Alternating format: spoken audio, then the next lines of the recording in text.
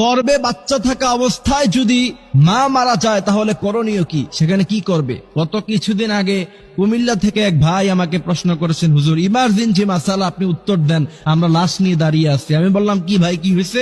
তিনি বলছেন, আমরা হসপিটালে নিয়ে গিয়েছিলাম এক অন্তঃসত্ত্বা মাকে, সেখানে নেওয়ার পরে একটু পরেই ডেলিভারি হওয়ার কথা, ডাক্তার ভুলে কি ইনজেকশন দিয়েছে, তার কারণে 1 মিনিটের মাথায় অন্তঃসত্ত্বা মা সে মুহূর্তের মধ্যেই দুনিয়া থেকে চলে গিয়েছে, বিদায় হয়ে গিয়েছে।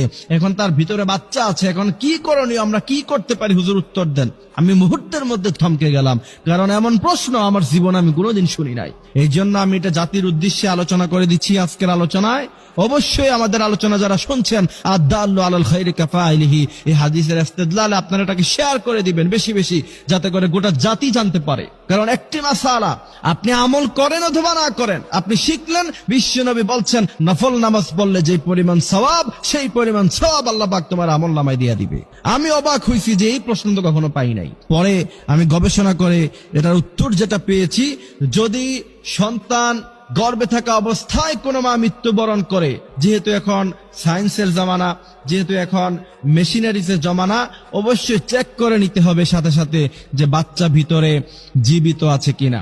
সাধারণত বাচ্চা, মা মারা গেলে বাচ্চা সাধারণত সাথে সাথে মরে যাবে। তারপরেও যদি কোনো কারণ আল্লাহ পাক তার হায়াত রাখে, সে যদি বেঁচে থাকে, অবশ্যই অপারেশনের মাধ্যমে বাচ্চাকে বের করে আনতে হবে, অবশ্যই এটা করতে হবে। আর যদি না হয় তাহলে কি করবেন? আমাকে প্রশ্ন করা হচ্ছে, হুজুর বাচ্চা যদি ভিতরে মারা যায় তাহলে কি তাকে আলাদা বের করে আলাদা জানাজা দিব, নাকি একসাথে দিয়ে ফেলবো? এখানে হচ্ছে মূলত মাসালা।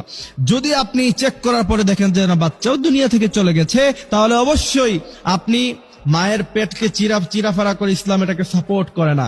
মৃত্যুর পরে পোস্টমর্টম যেটা করা হয় বর্তমানে, যদি একান্ত কোনো প্রয়োজন না পড়ে, সাধারণ কোনো কারণে পোস্টমর্টম করা ইসলাম এটাকে জায়েজ করে নাই। যদি দেখেন যে বাচ্চাও ভিতরে মারা গেছে, মাও মারা গেছে, এমত অবস্থায় অবশ্যই দুইজনকে একসাথে জানাজা দিয়ে একই কবরে তাদেরকে দাফন করে দিতে হবে, বাচ্চা সেখান থেকে বের করা যাবে না। এই জন্য প্রিয় ভাইরা আমার, দুনিয়া নিয়ে এত আয়োজন, এত কিছু, অথচ একটু আগেই সে বাবা জানতেন না, সে স্বামী জানতেন না যে সে খুশিতে ছিল যে একটু পরে আমার সন্তান আসবে, আমি মানুষকে মিষ্টি খাওয়াবো, মিষ্টির টাকাটাও পকেটে এখনো পর্যন্ত আছে।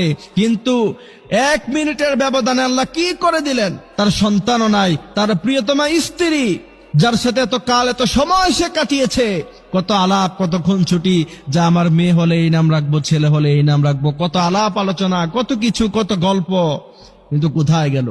1 মিনিটের মাথায় তার বাচ্চাও নাই, তার প্রিয়, এখানে কি করবে? গত কিছুদিন আগে কুমিল্লা থেকে এক ভাই আমাকে প্রশ্ন করেছেন, হুজুর ইমার্জেন্সি মাসালা, আপনি উত্তর দেন, আমরা লাশ নিয়ে